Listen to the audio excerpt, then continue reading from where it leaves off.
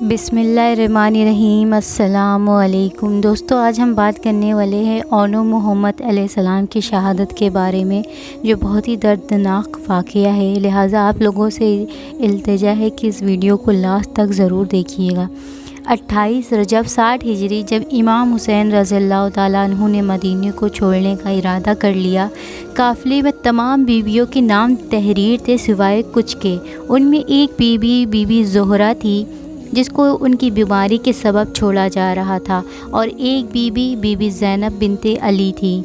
जैसे ही ये ख़बर बीबी ज़ैनब के पास पहुंची कि उसका भाई हुसैन मदीना छोड़ रहा है और उसे छोड़ के जा रहा है, तो वो फ़ौरन वहाँ हुसैन के पास आई और अर्ज़ करने लगी, ऐ मेरे मौला, मेरे बाबा ने मुझे वसीयत की थी कि एक वक्त आएगा जब हुसैन मदीना छोड़ के जाएगा।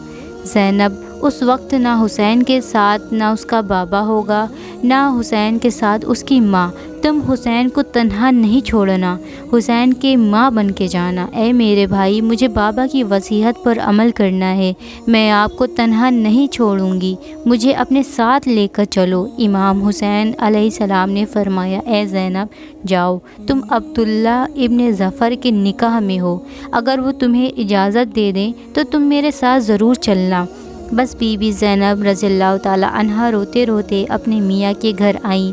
हज़रत अब्दुल्ला इब्न ज़फ़र उस वक्त बहुत ही ज़ईफ़ और आँखों से बहुत ही कम देखते थे।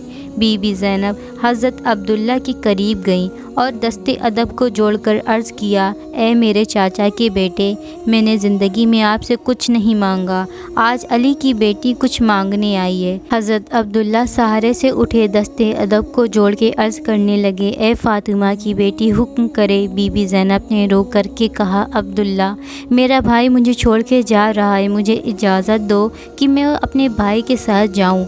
हज़रत अब्दुल्ला रोने लगे। बीबी ज़ैनब ने पूछा, अब्दुल्ला, क्यों रो रहे हो? जनाबे अब्दुल्ला फरमाने लगे, ए ज़ैनब, मैं तुम्हारे रिश्ते के लिए तुम्हारे बाबा और अपने चाचा अली के पास गया तो अमीरुल मोमिनीन अली इब्न अबी तालिब अलैहिस्सलाम ने एक शर्त रखी थी। बीबी ज़ैनब ने कहा, वो शर्त क्या है? हज़रत अब्दुल्ला ने रो करके कहा, वो शर्त ये थी कि ए अब्दुल्ला, एक वक्त आएगा जब पूरी दुनिया मेरे हुसैन के दुश्मन बन जाएगी, हुसैन मदीने से जाएगा और बेजुल्म ख़ता कत्ल हो जाएगा। अब्दुल्ला, उस वक्त ज़ैनब को इजाज़त देना, ज़ैनब हुसैन की माँ बन के हुसैन के साथ जाएगी, बस ये सुन्नत था।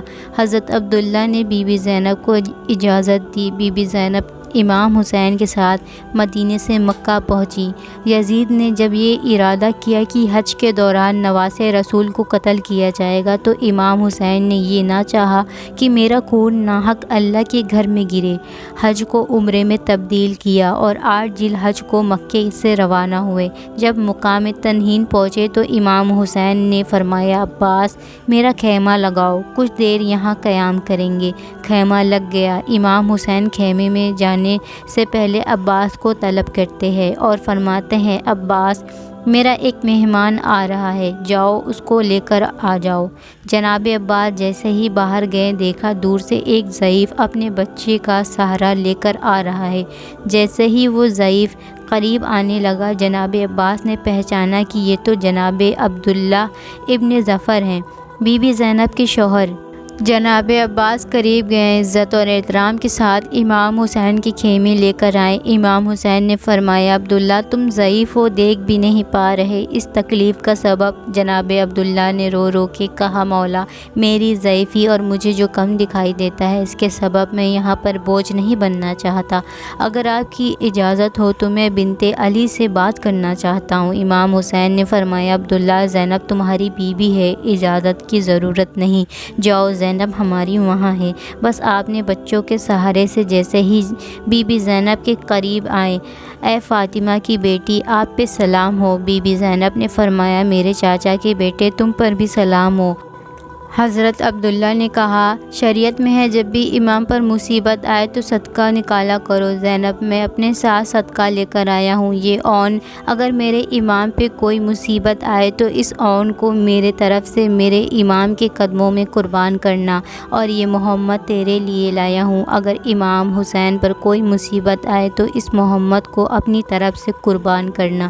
بس جناب زینب نے اون اور محمد کو قافلے میں شامل کر لیا، اور یہ قافلہ 2 محرم کو کربلا پہنچا۔